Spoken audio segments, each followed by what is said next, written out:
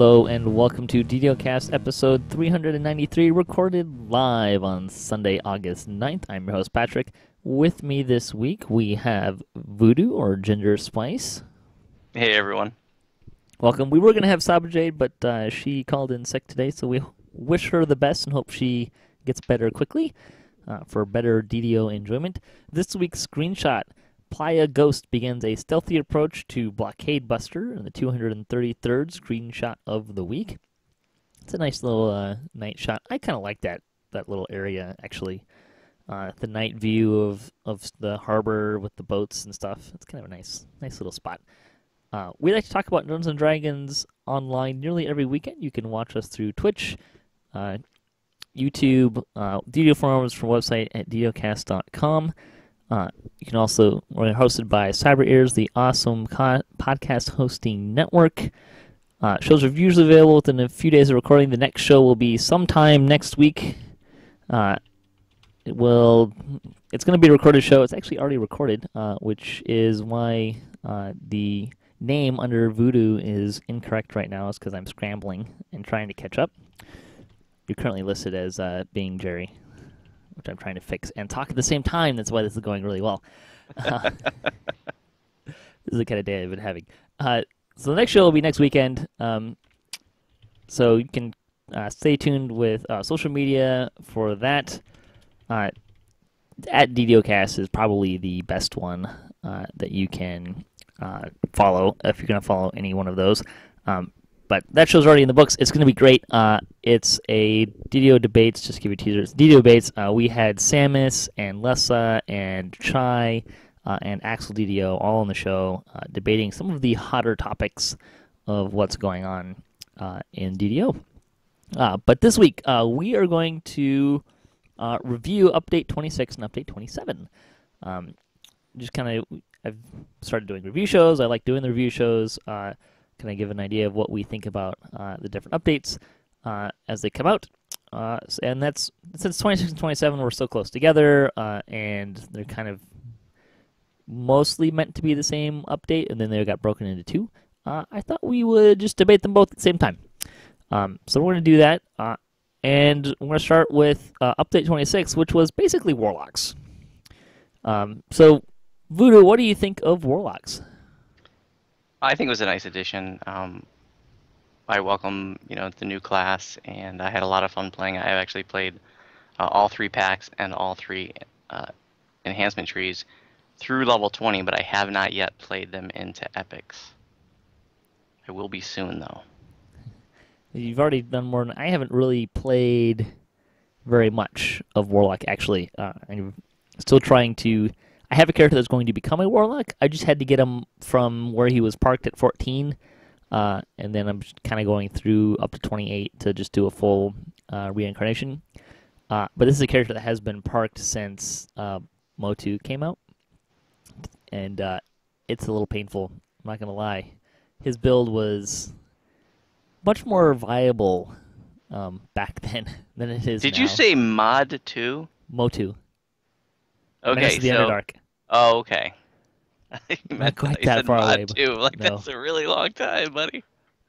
Yeah, he was kind of the TR project that I was working on when that came out, and then I just kind of never got back to him. And the longer he sat on the shelf, the more it became apparent that he was not up to the current scheme of how the game worked and how well that was going to happen. So, yeah, it's been painful. He is woefully undergeared. He has no destinies. It's a different experience than what I'm used to now. So That's when you get your guildies and your friends to drag you through content. except they're all in Defiler Justice, or Defiler the Just. So, anyways, but having watched people play Warlock, I am excited to play Warlock more so than I thought I would be. And I've seen a lot of people, having watched other people play Warlocks and kind of seeing what they're doing, like, I'm really kind of lost in indecision in what I wanted to do for a long time. I think I have kind of settled on doing a 14 Warlock, 3 Bard, 3 Fighter, and doing kind of more of a swashbuckling melee caster type because I never really have managed to pull off a melee caster, really. At least not an arcane one, so I'm looking forward to that. Anything you particularly like about the warlocks? I do really like the Enlightened Spirit tree because it's a like a tankier. It's supposed to be like the melee tree, and it's got the aura going. I love the all-on aura. I love that.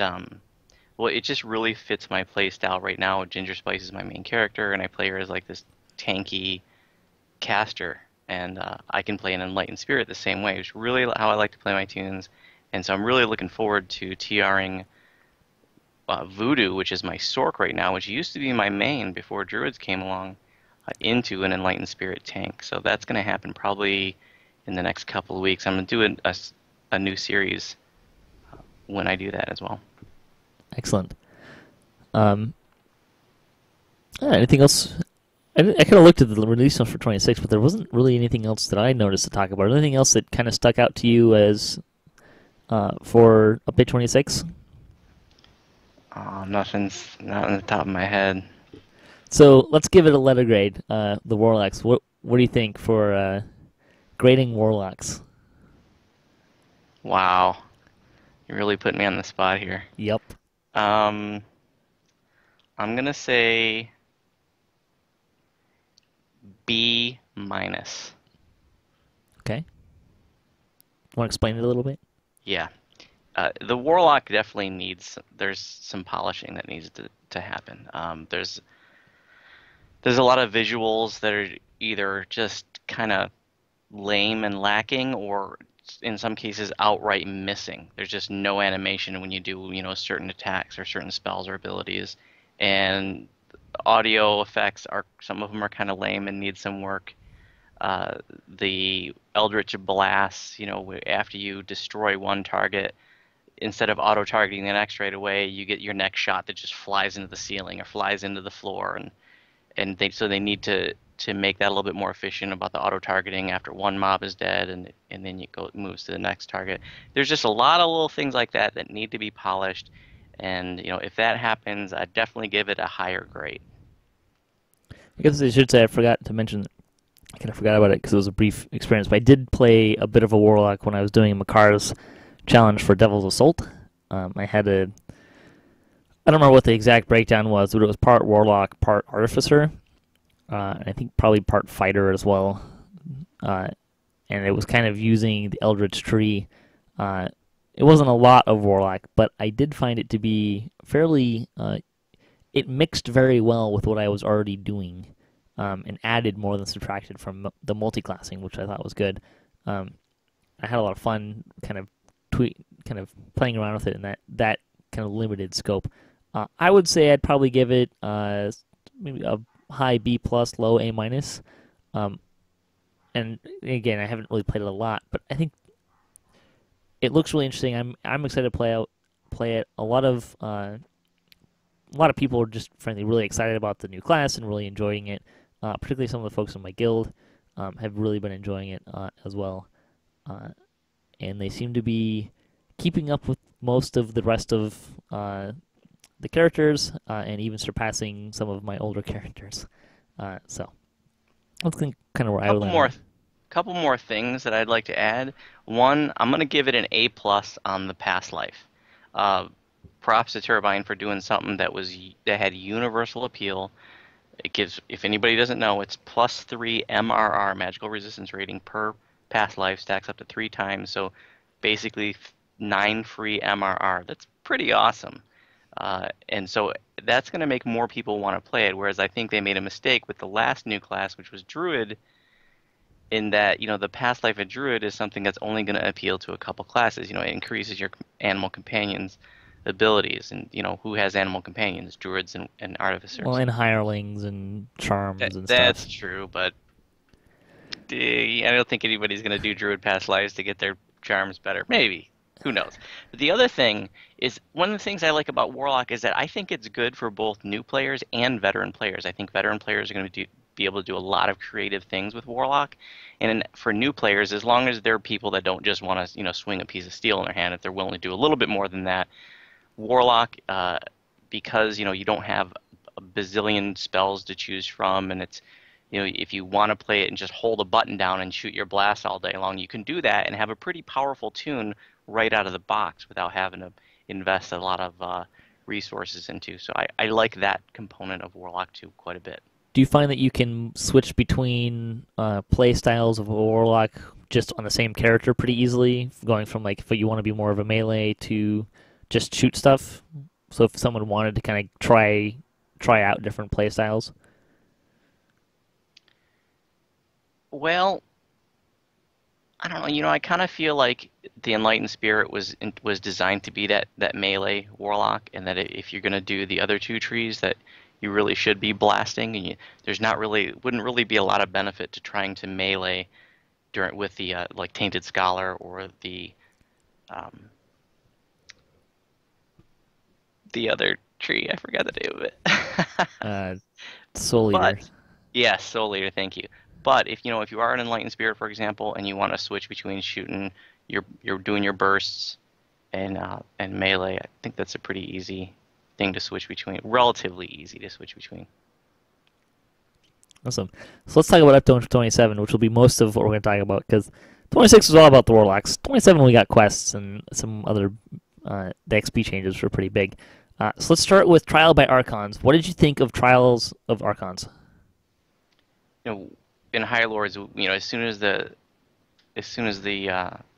servers came online, within minutes we were in there, and we did videos of these, which was a lot of fun. It was like capturing that first experience, and we had fun with it that first night. Well, just to stick with Trial to Archons, it's a fun quest. I do like that there is several different features, different themes within the quest. That's pretty cool. It's something that feels a little bit different than what they've done before.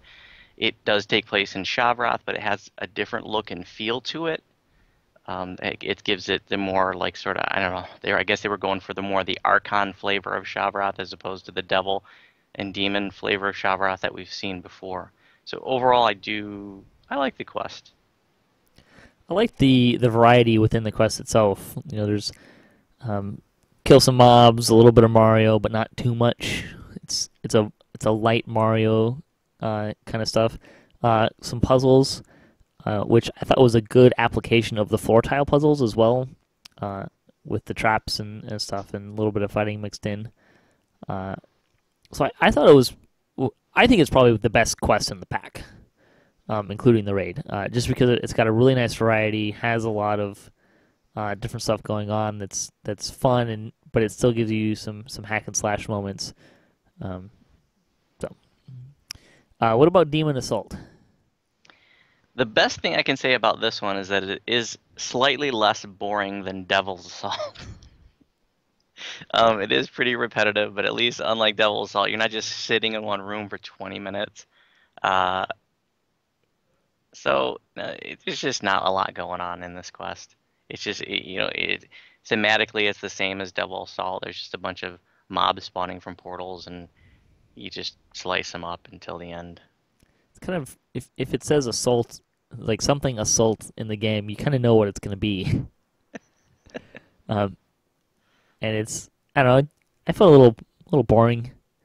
Not that the mobs weren't challenging in and of themselves, but I don't know. I think part of what skews it for me is I think almost every time I've played it, I've come straight from Trials of Archons, just because I'm going left to right in the quest givers.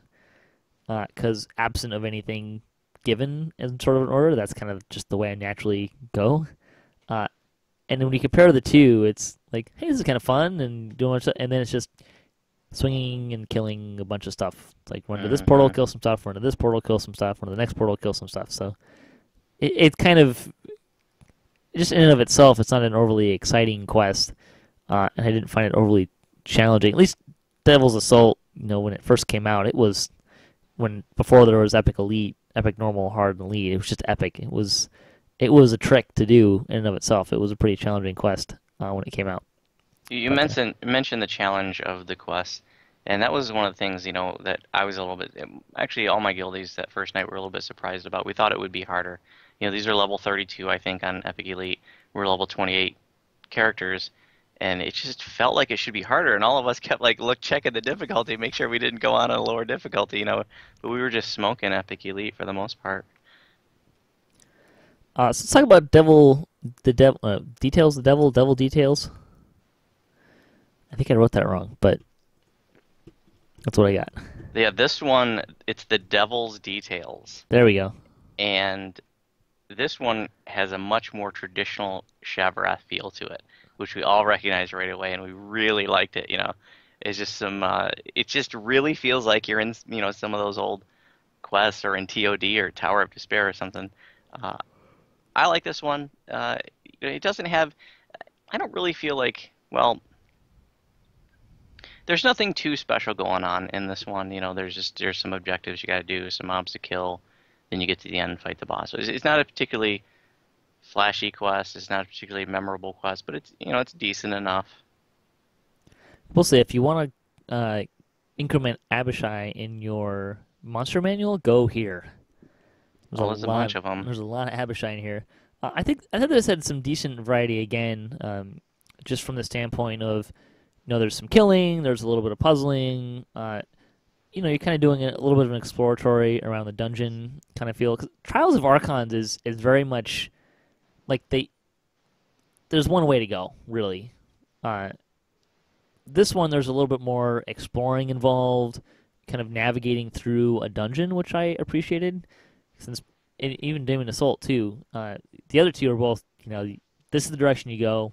There's a little bit of backtracking, but it's pretty much a very linear quest. This quest it's fairly linear, but it has a few points where you can kind of branch off and go into different rooms. It has more of a story to it too. That's the highlight of this one, is the story. Because there's one of the optional objectives is to find out what the plan is for the devils. So you go to different places, or you get to see little cutscenes, and you get some of that dialogue, which I think really kind of gives that story a lot more. There's a little bit of story if you just kind of talk to everyone outside and in Trials of Archons and stuff, but you don't really get the sense of the story as much as you do from here in this kind of place, and you get some cutscenes and you get to see the story. I thought the boss was probably the most interesting of the different three bosses at the end of each quest. I didn't feel that the Trial of Archons boss was challenging, other than the fact that it had some pretty significant DR to get through, which really just made the hit points more excessive. The Glabrezu from Demon Assault wasn't really that difficult, other than the fact that at least when I was in there most of the time, it seemed like every group of mobs that would spawn would have 2 or 3 champions in it, which made it a little extra challenging. Devil Details boss was a little more interesting, I thought. I thought it had a fairly good breakup of fighting the boss, spawn some trash, fight the boss, and stuff like that. Even though the boss being able to disappear, and so you can't get that next dot on to keep your stack going, was a little annoying. I also kind of recognize that there's value in that as well. So one of the highlights too of this one is that my fiance Militia makes an appearance in the end too. So that's always a bonus when we see Militia returning. Yep. So let's talk about the raid, Defiler of the Just. What did you think of the raid? I was hoping for more. I was hoping for something a little more epic. This one, it's a very mechanical raid that, if you do what you're supposed to be doing, it just seems really humdrum. Kind of like some people have compared this to Double Assault. That it's just, mobs spawning and you gotta kill them and then wait for more mobs to spawn and kill them. There's a little bit, there's more to it than that. But in terms of the content itself, I definitely was hoping for something more epic. But the loot's pretty awesome, and I do find it interesting that like with the last couple of raids, the incentive to run them again is that you're getting more ingredients, you're getting phlogistons, you're getting your tapestries, With this one, what they did, and I just learned this just a week ago or so, that the raid loot comes in different varieties. So they actually come in mythic versions of +1 to +4, which aren't, or at least yeah, they're not as ultra rare as some of the other mythic stuff that come from other packs. But so once you get all the loot you want, you can still keep running the raid to try to hope, maybe get, you have a +2 mythic and you want to get the +3 or 4. You can keep running the raid to get that better version. So that's an interesting feature that they added. Interesting to see how well that works going forward. I'm hoping it works well because I want to see people running this raid longer than a month. I think the comments I had on it was, so the end fight, there's a mechanic with the main boss, but you don't tend, if you're running it on normal, you don't really tend to see that mechanic, which I have a problem with from a standpoint of, I feel like normal should be how you learn the raid, and then you work up to hard and elite. And if you're not seeing that mechanic consistently, like I know there's a mechanic there, but I have not actually seen it in the 15 to 20 times I've run it, just because we get through the hit points of the bosses that fast. Same here. So I think that's kind of a problem. I feel like you should see that mechanic in whatever difficulty you're running, so that you can learn how to deal with it. So when you go up to hard, it's not, whoa, what's this new mechanic on hard kind of feel. I also have concerns. I don't want to necessarily take the lag against my judgment of the raid, but what it's doing is it's kind of teaching groups to run in smaller parties, so it's not filled out. And what I'm really noticing about that is, at least the people mostly in my guilds and kind of chat circles, they're not putting up LFMs for it. They're just taking whoever's on up to a point in those circles, and so they're not concerned about filling out the party. And I think that's a bit of a detriment as well. Big time. Because it kind of gets you in the habit of just running in smaller parties. And the lag is also concerning enough that people aren't running it on harder difficulties. I think if you're running it on hard or elite, there's not going to be as much downtime there because it's going to be a lot harder to do. But with the lag that's there, it's not really worth it to even bother trying on hard and elite, in my experience. I appreciate that the raid is a different flavor of raid than what we've had, in the sense that it's a lot more about controlling the mob numbers. I agree. I kind of wish there was something a little more epic going on, and I think it says something about a raid when I'm folding my laundry during the main portion of it. Yep. It's just kind of, I don't know. I was expecting more, and it's too much of the control the numbers of mobs that are spawning and not much of a boss fight. And this will be even more evident after you hear the next episode this next weekend. But I think a big thing for me in raids is the raid boss. I like really interesting raid bosses, and you've probably picked up that on listening to the show, where I've talked a lot about liking Lord of Blades and not liking Loth as raid bosses because of their mechanics and what they do. So. Yeah, the end fight definitely to me falls flat. I mean, the purple worm part of it just feels totally out of place. And then, I want a big epic raid boss for this. This is the end game raid. And that's right what now. it really It's lacked, like a little was a raid boss. Irenes, flying around. That as long as you kill her really quick, she doesn't really do much to you. And she's pretty easy to kill quick on normal. Yes, she is. Which makes me wonder, are we really gonna run this on hard and elite? I mean, maybe we will, but if we do, is it going to be the same? Like, if you have enough DPS, are you going to see those mechanics? There's such a disparity of what normal is and what I feel like it should be, that I'm really kind of concerned about how well that's going to work.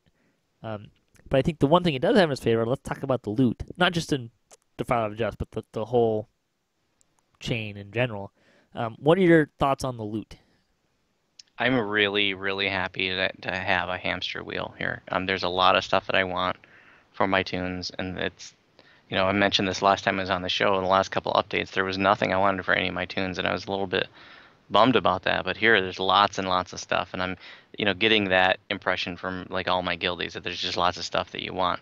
And the drop rates are pretty good too. I mean, we're doing normal, and we're seeing like 1 to 2 items per run drop, which is a total reversal from the last few raids Where I where, would say it probably should be. you know, yeah, I mean, you run normal Mark of Death, you run normal Fire on Thunder Peak, Temple of Death, you're not going to see loot. Don't expect to see loot until your 20th list. If you do, you're lucky. Even on hard and elite. Yeah, I mean, the drop rates are so low, but in Defiler, you know, like I said, 1 to 2 items per run on normal. Pretty awesome. Yeah, I'm hoping that what we'll see out of that drop rate is people will run elite once the lag gets kind of dialed in, so it's more feasible to actually do it, and which will, I hope, create more enjoyment out of it. Will provide more incentive of people running it with a full party, but the lag is kind of the major barrier to that right now. I would say regarding the loot, uh, I was pretty impressed with most of the loot, and really interested in getting some of it. I particularly wanted the longsword on my druid, which I amazingly got on my first run, which is like completely bonkers. Although, I guess in full disclosure, I should say that my wizard got 2 items in his first 3 runs of Mark of Death, both of which were Wow. both of which were items that were very useful for him. One was the ring, and I think the other was the helm. Very lucky. Yeah, it was kind of ridiculous. He hasn't seen anything since. But so just that idea of running my character the first time through and getting one of the things I was looking for was fantastic. Of seeing a lot of loot drop, which I think is good, particularly in the raid. Even with mythic bonuses on them, which is great. Like seeing all that. And even the stuff that's not in the raid, the great axe is pretty appealing to me. The helm, both of the helms look great. I'm actually not sure which one I want on my cleric. If I want the healing helm or the one from the raid that has a lot of defenses on it. So I think the loot is in good form. Any other items that really stood out for you? I mean, they're just. I'm really glad to see that they're putting some, abilities that are more rare on more items. I definitely want to, for example, like lesser displacement, the 25% displacement, and we had that on 2 items I think before. Now we have a new item that has that, and that's awesome. I mentioned last time I was here, I was disappointed that we don't have a potency item. It really, we need a new potency item. Those are few and far between, for at least an epic potency item. I can't really say that there's any one piece that really sticks out for me as just like amazing. But it's great loot, don't get me wrong, but I'm just saying there's not that one piece that's like that stands out for at least to me. So in terms of the quest and the loot, let's give it a letter grade. I'm probably in the neighborhood of a C plus. I think I like Trials of Archons, but it's the only quest that really kind of impressed me from what's going on in it standpoint. The other quests were like there wasn't necessarily anything wrong with Demon Assault and Devil's Details, and it's true that there is some variety between what they're doing and between each other, and also just kind of in general at that level range. But I think I just kind of felt that they fell a little on the flat side, and particularly the raid. Just I don't have necessarily problems with the mechanics and what's going on, and I like that there's a different kind of raid. But I was expecting something, as you said, a little more epic, a little more stuff going on, if that makes sense. What about you? Yeah, well, I mean, in a nutshell, the raid is, do one thing real quick for a minute, then stand in a room for 20 minutes, then do another thing real quick for a minute, and it's over. So, the raid does fall flat overall, I think. But, if we're given a letter grade to the entire pack, first and foremost, I want to say this is worth buying if you haven't gotten it yet. For the loot alone, it's worth buying.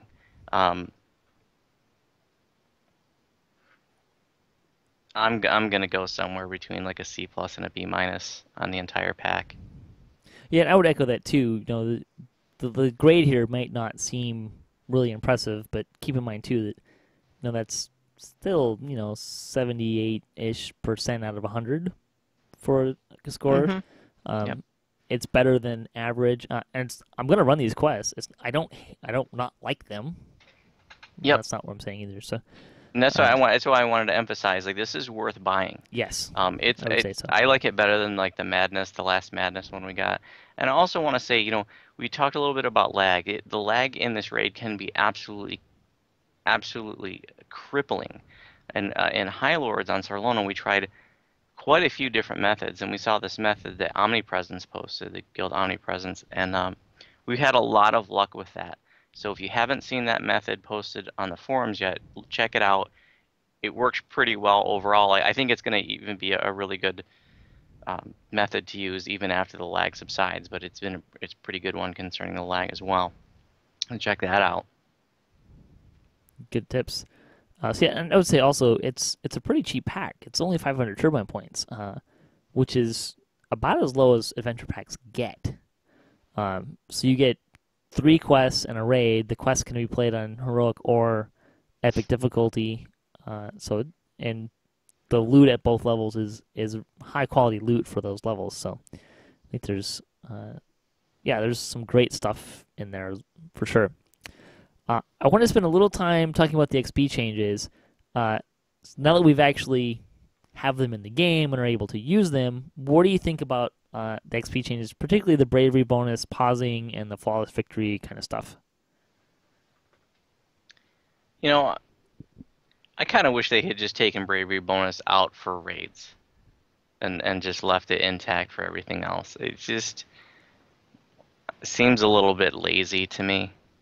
I should what I should for not on the part of the devs, but on this,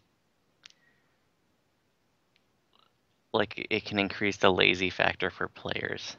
You know, I mean the bravery bonus is something special. Now I'm just gonna turn it off to go run these other. I'll turn it on later. I'll just turn it off. I don't know. Something about that just leaves a bad taste in my mouth. I'm having a hard time articulating it, but I'm not. I'm glad that we have an option to turn it off, though. I really am, because it was a bummer breaking it like for raids, and that was when I would ultimately break it for my tunes. Do you find that it's changing your play style very much? I haven't even turned it off yet, honestly. That's fair. So no, it hasn't changed my play style at all. But like I said, like right now I'm working Ginger back up as a druid. I'm like level 10, but once I get into epic levels and I start raiding, I will be glad that I can turn it off for like, once she gets, high enough level to run Mark of Death and stuff. Because, we just usually just run that on normal. And, it sucks to break a bravery bonus because you want to raid with your guild. I actually found that has a surprising impact on my play because I pretty much mostly just turned my bravery streaks off, except for the character that I'm kind of actively leveling, which is usually there's one.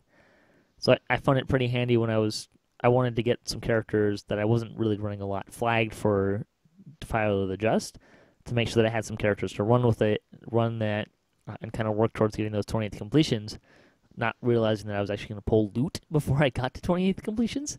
But so some of those guys, I just cruised through that stuff on Epic Normal, just to get it done quickly and kind of move back to what I was doing in between those raid times. So I'm pretty happy with it. Like I said, I was a little surprised how much I'm turning it off. I didn't think I would do that as much. And I think part of that is because I think it's having a fairly decent impact on other players who don't feel compelled to run everything on Epic Elite. So they're running other difficulties a little more, and I'm seeing more of that in the LFM. Or I'm just kind of more willing to go to a quest that I haven't done yet on Epic Hard or Epic Normal. So it has it going for it. I am happy that I do have this one guildie who has like this gigantic bravery bonus, and he would not run raids with us Anything, unless we were yeah. doing it right. So now he finally will. Like he hasn't with this one particular tune, he has never run Mark of Death with that tune because we typically just do it on Epic Normal and occasionally Hard. We've only done it on Epic Elite like once or twice. And so he, you're like, you see, your ego's that big, like your pride's that big that you can't just, you know, run this raid to get this loot. Instead, you're gonna get your bravery bonus back when you TR and go back to Korthos by the time you get out of Korthos. But he just didn't want to break that bravery bonus. Yeah, that can It I happen. know I know it stings a little. I've been there.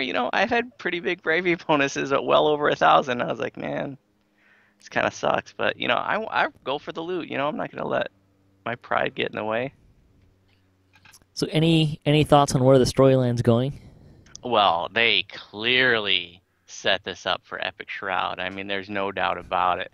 And I'm really looking forward to seeing Harry again. Like, I think it's really cool that he's like the leader of the Devil Army now.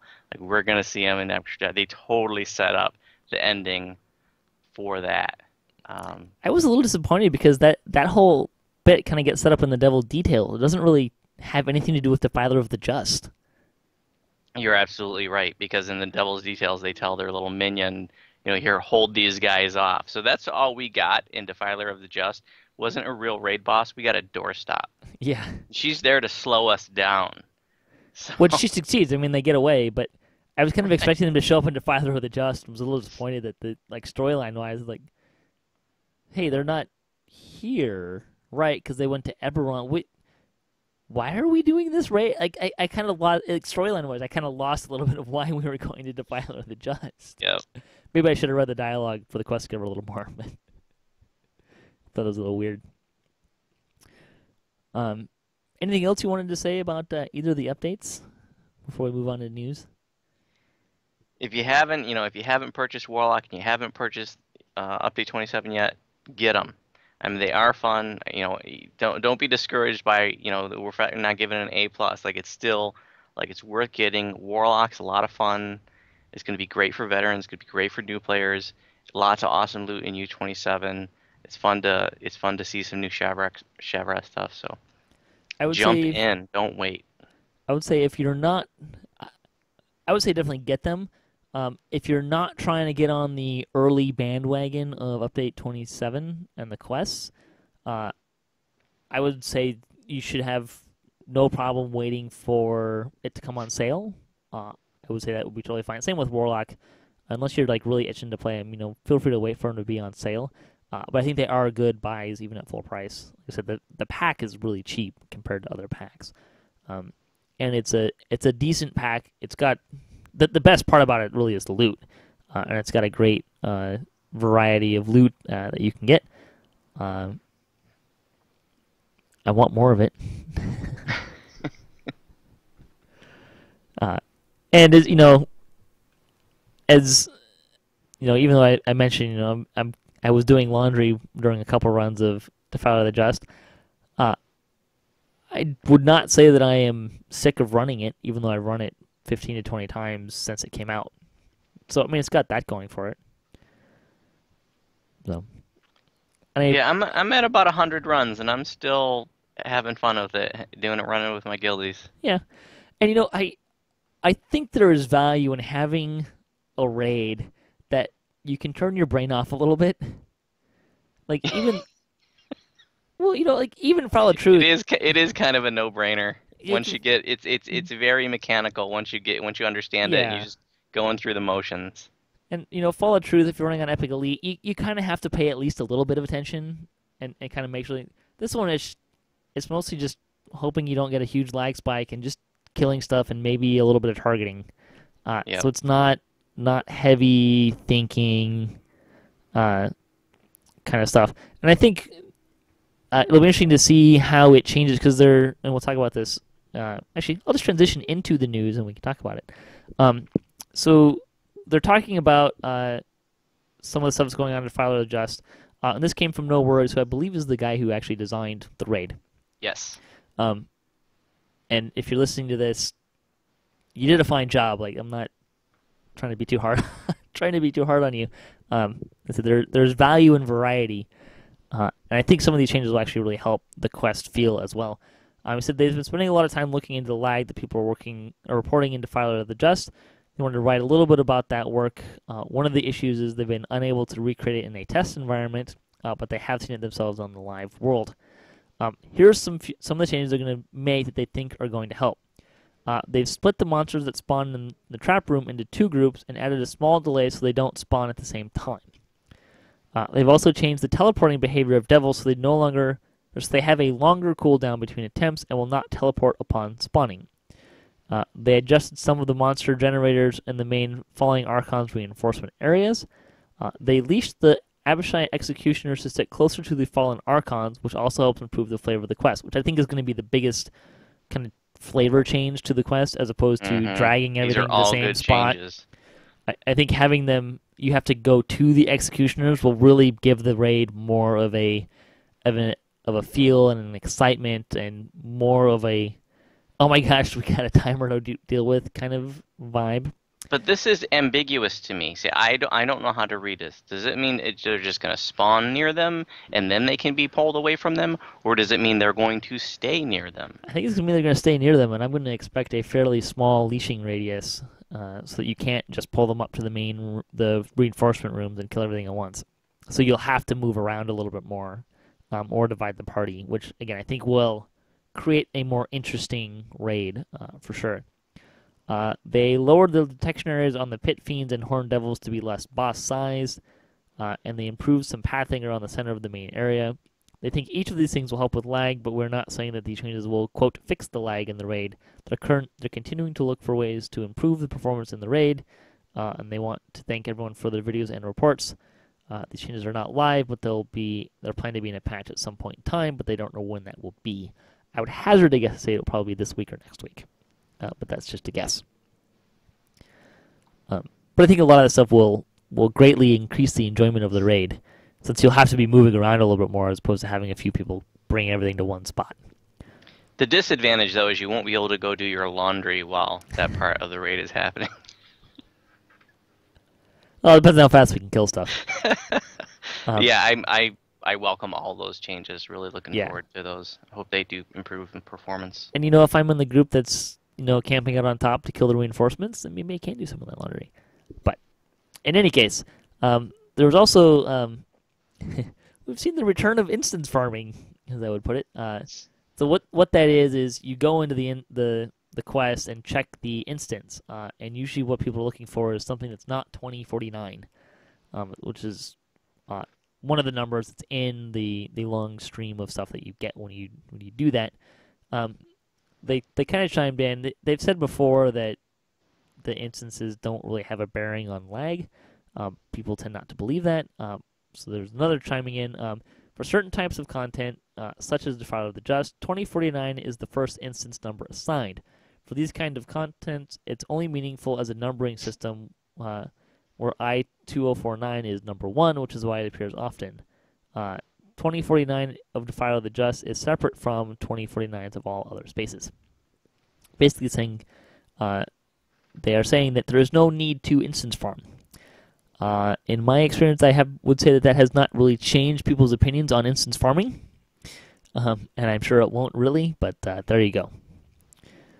Let's see. +7 tomes are on sale in the DDO store.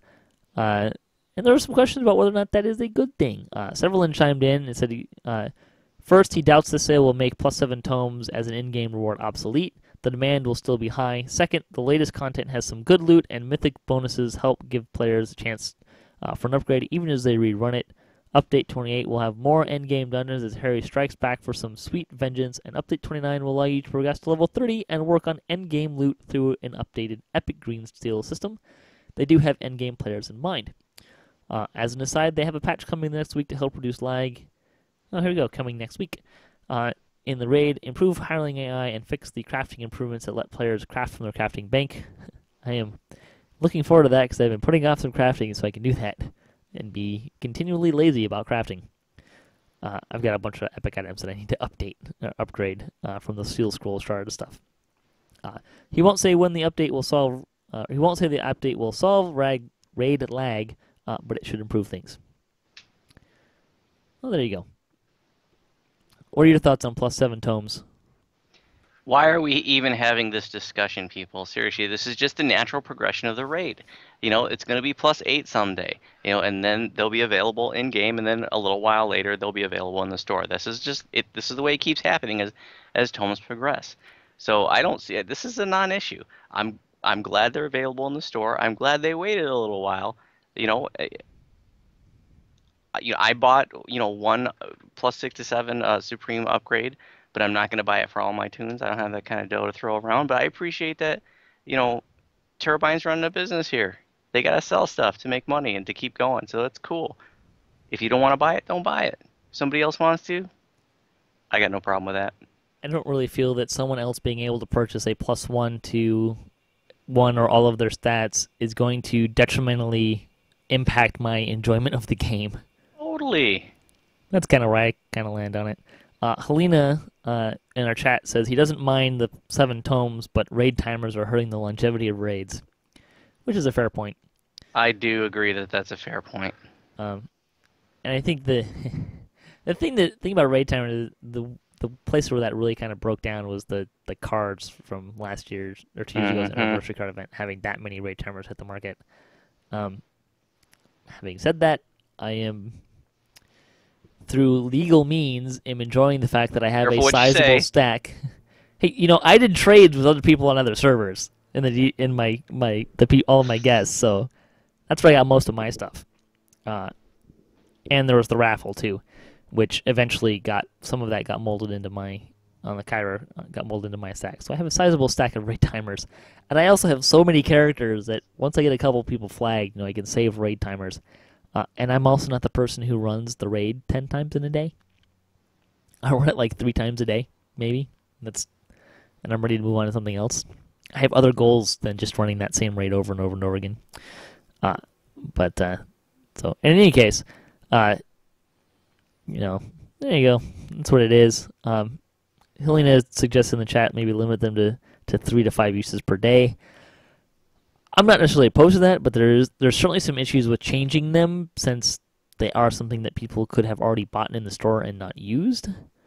I think we're stuck with it the way it is, and we just have to bite the bullet and move on. Well, as some people have pointed out in my guild too, eventually people are going to run out of raid timers, which is something else to consider. I think that the thing that kills the raid more than the raid timers is there a reason to rerun the raid? And is that a compelling reason to rerun the raid? That's where I think it starts to break down. I'm hoping that, I don't know that it will, but I'm hoping that the Mythic thing will kind of incentivize people to keep running the raid. I think actually Helena said in game, well, he and I are in the same guild, I think he actually mentioned it while we were playing too, that you have to run the raid to get that Mythic bonus. You don't get it on your 20th completions. Or if you do, no one has seen it yet. So I can tell you, for me, it won't incentivize me to run the raid. Once I get the pieces that I want, I'm not going to keep running the raid just to try to get another +1 or +2. Like, I'll still lead the raid for my guildies, but I'm not going to be farming it like crazy. I would say that's probably true for me as well. Just being honest.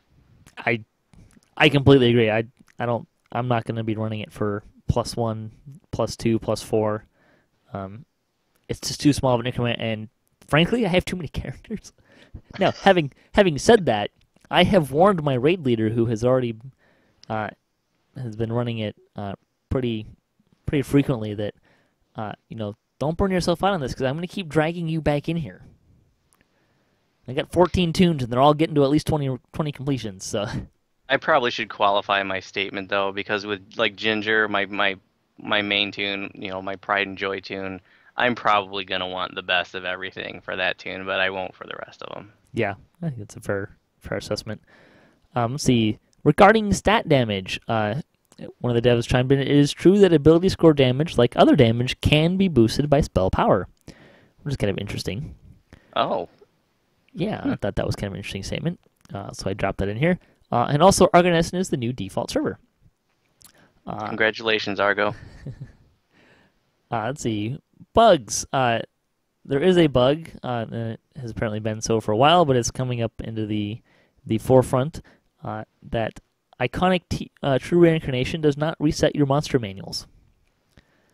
And that is not working as intended. which is kind of the new information regarding that. One of the devs did say that it was not working as intended. It should happen. Bonus days through today, August 9th, you can get +2 to loot, which I have actually surprisingly noticed a lot, mostly because I had a character that was kind of in that 18, 19, 20 quest range, and was getting a lot of epic level loot, which is kind of funny. I can't use anything in the reward list because it's all 21 or higher. But such as it is. Speaking of those +7 tomes, they're in the store through today, so if you want to get one, you better go get it now if you're listening to this live, because they are going to go away soon.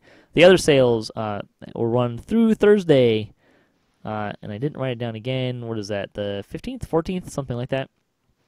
20% off of the Harper Agent Enhancement Tree, 20% off of select stat tomes, Veteran Status Level 7, 20% off of long-lasting stat buff potions, and 32-point builds. The freebie for the week is a small Jewel of Fortune with the code LOOT7, 1 per account. Always kind of a nice one. Does stack with the +2 loot bonus going on. It does indeed. And the +1 loot bonus you get from your ship, and yada yada yada. Yep. The DDO Chronicle, the 153rd version of this, the character planning light has been updated. You can click for the latest changes there. Shindoku has put together a gear planning spreadsheet. It was kind of a neat little thing that he did. Alistane looked at the top 3 taverns in DDO in his latest episode of Notes to Strike a Chord. The guild for the week is the Lava Divers. It's my guild. It's a long-established caliber guild with regular guild activities and raid nights. The guild's roster includes many veteran and returning players and is open to applications for membership.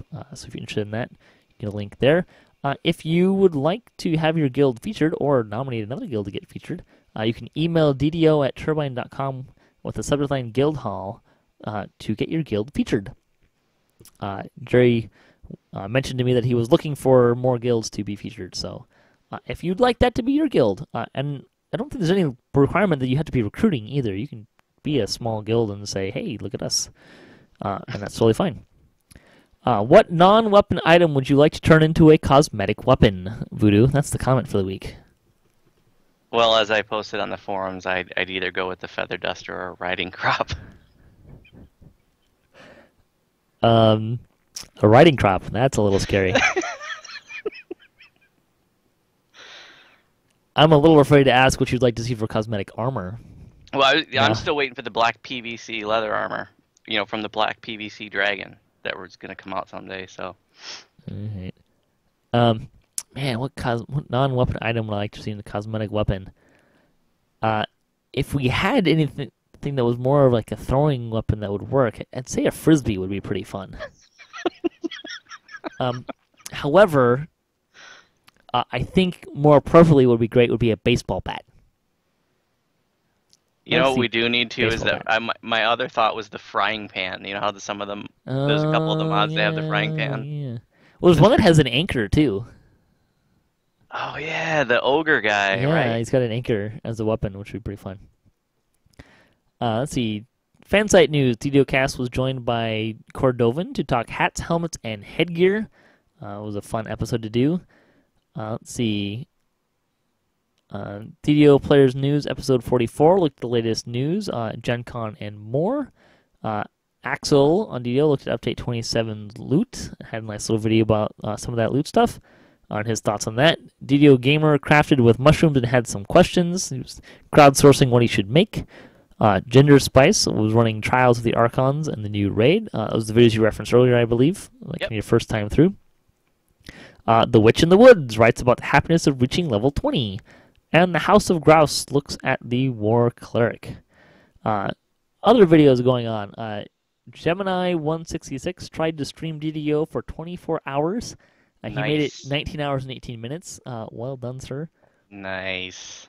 I also want to mention that Lessa has some more challenge tutorials. She did the Ring of Fire, Sunset Ritual, Underdark Arena, Ring of Fire, Sunset Ritual, Fight to the Finish, and Disruptor.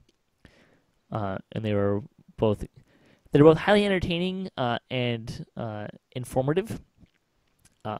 Lessa is fairly darn good at doing tutorials because she has a nice color commentary running throughout the whole thing. It's kind of fun. Some other blogs, Tactilicious and Craftalicious talked about Turbine's Mistake, and I didn't write it down. I don't remember what it was, but I think it was about raid bypass timers. That sounds about right. Something to that effect. Let's see. DDO Players News had their 44th episode. We'll link to the gear planning spreadsheet that I mentioned earlier. And we'll also link to Jeff crowdsourcing the Temple of Elemental Evil crafting.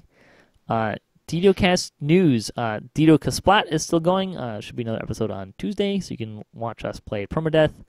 We're not dying very much. I might have to go for more challenge. It's kind of funny. Every time I suggest something, like with the intent of kind of trying to get us killed, there's usually a lot of groaning and well, it's nice, been nice knowing you, see you in Korthos kind of stuff, and then we cruise right through it. It's kind of funny. So, but there you go.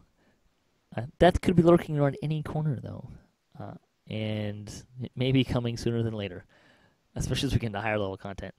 Let's see. And thanks again for playing the Summer Scavenger Extravaganza.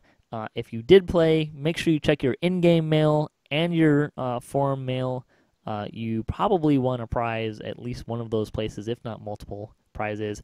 Make sure you check that out. And then PAX Prime will be August 28th through the 31st. So if you want to join us, we'll be at the Rock Bottom Brewery on 5th Avenue in Seattle. It's just around the corner from the convention center, not too far away. We'll be doing that on Friday, August 28th at 9 p.m. To start, and we'll be there until we have a party wipe. So please feel free to come out and join us. Have fun, guys. It was a lot of fun last year. There was like 10 people, I think, there. We just kind of sat around. Most people had a beer. There were a couple appetizers being shared. And we just kind of hung out. And it was a lot of fun. Very cool. Yeah. And also, Dungeons & Dragons announced that there's going to be, or different companies announced that there will be a new Dungeons & Dragons movie. And I'm going to link to the players' news article about this one. So if you've been waiting to see another Dungeons & Dragons movie, here you go. I'm hoping it's better than the last one, or all of them so far. We'll see.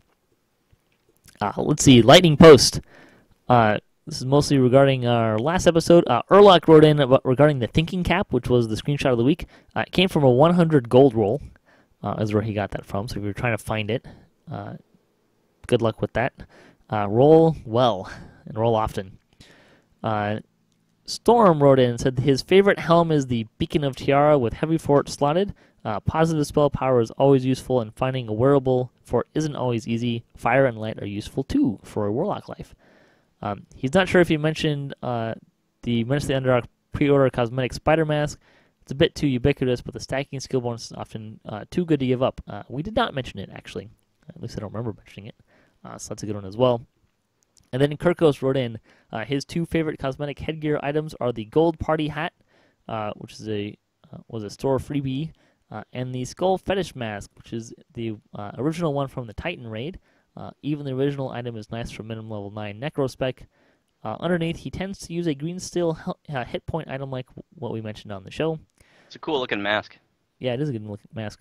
I actually like the green steel helmet too. It looks pretty cool too. Oh, it's scary, like Pinhead. The Pinhead thing going on.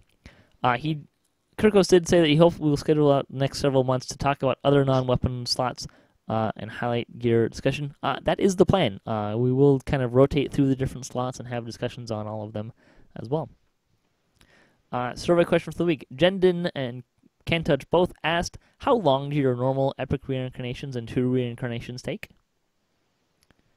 You know, I don't have a set schedule, but I looked at my Gingerlock series, and from the time I did my first video of Life 1 to my final video of Life 3 was exactly 1 month to the day. So that's about 10 days per life. And they'd say that's about average. I'd say 7 to 10 days for a heroic life and maybe 5 to 7 days for an epic life. If I am playing my normal playtime, yep, I would say that would be fairly accurate if you put in a normal amount of raiding and other such activities. I would say right now I'm a little more raid heavy than I normally am. So that's kind of in there as well. But yeah, I would say probably if I'm really focusing on it, and I'm usually not, probably 10 to 14 days to do one. Well, yeah, my TRs tend to be a little slower.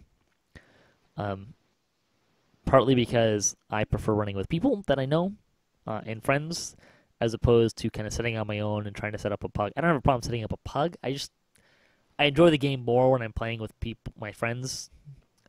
So I tend to play with my friends more. It kind of depends on what they're doing. And of course, there was more variance to that when I my last guild. There were two guys that at the same time were just churning out TRs like crazy. I think it was before Motu came out, or maybe right after, or something like that. And I'd get like 2 or 3 levels, and like ride them for 2 or 3 levels, and then miss a day or two, and then like I'd catch the next one like right behind him, and then catch him again, and that's how I was leveling. Oh man, there are a couple guys in my guild that they have to wait for the 3-day timer. Yeah. I mean, because they're done with their lives in 2.5 days, and I'm just like, it would drive me nuts if I was grinding that hard.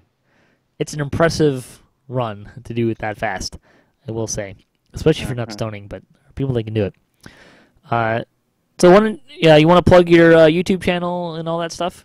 Sure, it's Voodu Spice, Spyce, on YouTube. This past week I posted my 200th video. I've got over 200 videos now, quest tutorials, raid tutorials, crafting guides, some build guides, so lots of great stuff for new players. It's mostly geared towards newer players, but there's a lot of good stuff in there for veterans. Not too much in there for like hardcore gamers though. It's still good stuff. Yeah, congratulations, 200 videos. That's a lot. Woohoo! So thanks to for Voodu for joining me. Thanks for listening to the show, and thanks to the other contributors of DDOCast. It's a fine group of folks that I get to play with in this endeavor, and they make it a lot more fun than if I was just doing it by myself. And I'm sure it makes it a lot more fun for you listeners than it was just me talking by myself. There's a few shows that actually have that, and I have to figure that having more people on this show. You always sound a little bit depressed when it's just you. You're like, hey, it's Patrick.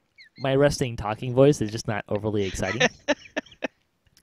But if you want to hear me get excited, wait for next week on the recorded show. There's some fun times there. In any case, thanks to Turbine and Wizards for making DDO, and a great game that we love to play, and thanks to Cyberbears for hosting the podcast. You can hit us up at DDOcast.com for show notes, our calendar, previous shows, and swag, and other fun stuff. If you'd like to be a part of the show, if you have a comment on this episode, or you have a question you'd like to ask us, or a topic you'd like us to debate, or if you just want to say hi, you can leave a comment. You can email us, ddocast@gmail.com. You can find us on social media at DDOcast. And you can follow us there as well for the latest cast updates. The closing tip comes from Hiola Hawk. His tip is for healing and resurrection. Please wait briefly so the cleric can heal you. It's hard to fight and heal if I have to hunt you down, which is a fair point. And I'm sure you have had that experience as well on occasion. So with that, until next time, may all your attack rolls be crits, all your test level appropriate, have fun, and don't forget to try out Update 26 Warlock and Update 27's quests.